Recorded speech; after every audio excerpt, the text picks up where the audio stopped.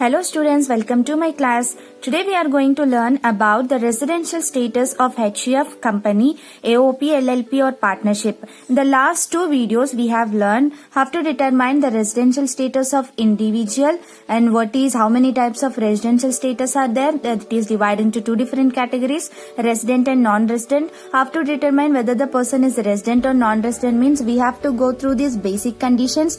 Now, after going through this basic condition, if the person is determined as a resident, then we have to determine whether the person is a resident and ordinary resident or a resident but not ordinary resident. So for this, to determine whether the person is ROR and RNOR means we have to go through the additional conditions. So we have seen the additional conditions in part 2 and we have seen the basic condition in part 1, and we have done a example problem so that we can understand the basic condition and the additional condition. But we have two exception cases for this basic condition. What are the two exception cases means? The person who leaves India for employment. A person who is leaving India for employment purpose. In the basic condition, we have one exception means we need not go through the second condition. Only the person have to go through the first condition for the person who is leaving India for employment purpose. In basic condition, we have to see only the first condition. What is the first condition? The person should be in India for more than 182 days or more in the previous year. Relevant previous year. We have to go through that only one basic condition only. We need not go through this second basic condition.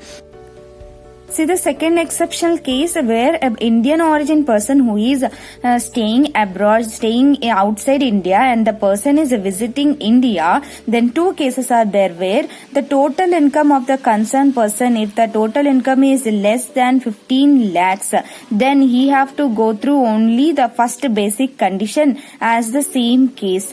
Where the person total income is greater than or equal to 15 lakhs, then the person have to go through both the basic condition. But whereas in second condition where 60 days in the relevant previous year is there, instead of 60 days we have to take it as 120 days in the relevant previous year. These are the two exception cases where the basic conditions are affected. Where means the first one is where the person is leaving India for employment purpose, we have to go through the first basic condition only. And the Indian origin person who is staying abroad India, who is staying outside India, if he is visiting India, then we have two cases. The total income, if the total income is less than 15 lakhs, we have to go through the first basic condition only.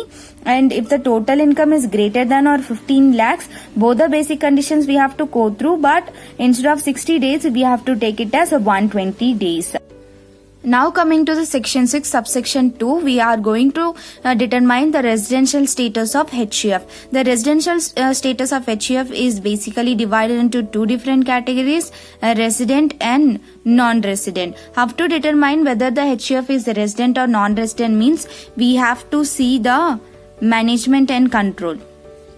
The management and control is wholly or partly in India, then it will be called as a resident.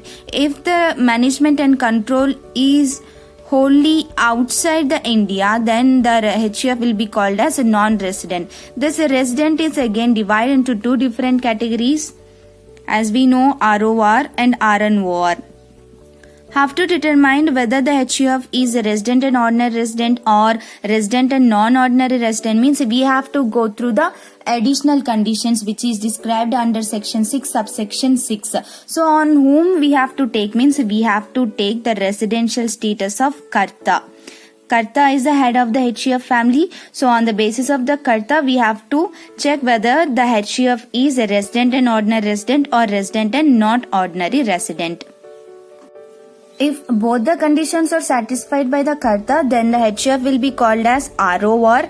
If both the conditions are not satisfied or any one condition is only satisfied by the Karta, then the HUF will be called as RNOR. If the management and control is wholly staying outside the India, then the HUF will be called as non-resident of India. Now coming to the residential status of a company, which is described under section 6 subsection 3. A company may be a resident or non-resident, but it cannot be further divided into ROR or RNOR. A company will be called a resident when it is an Indian company and management or control is done in India, then it will be called as a resident of India. And when a company is a foreign company and management and control is wholly outside India, then the company will be declared as non-resident of India. Now coming to the residential status of AOP or LLP or partnership, it is divided into two different categories, resident or non-resident. Resident is not further divided into ROR or RNOR. The company, a partnership may be described or determined as a resident or non-resident according to the management and control. If the management and control is wholly or partly in India, then the partnership will be called as a resident of in India.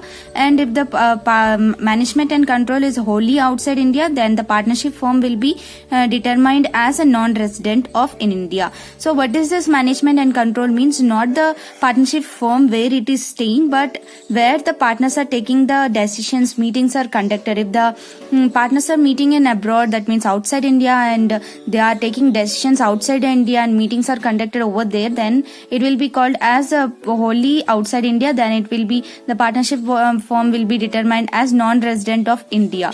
If the partners are taking decisions partly in India and they are meeting partly outside the India also, then in that case the partnership form will be determined as a resident of India. Residential status of the different persons we have learned from these three videos. Part 1 I have discussed about the residential status of individual and I have discussed the basic condition. In part 2 I have discussed the additional conditions and we have done one example problem. In this video we have learned the exception cases. There are two exception cases where the person is going for leaving India for employment purpose, and the second exception cases where an Indian origin person is returning to India for a visit. In two exception cases we have learned, and we have seen what is the residential status, how to determine the residential status for HUF, and how to determine the residential status for company, and how to determine a residential status for AOP, LLP or partnership. So we have done with the residential status. In the next class we will see with the next new concept. Thank you for watching.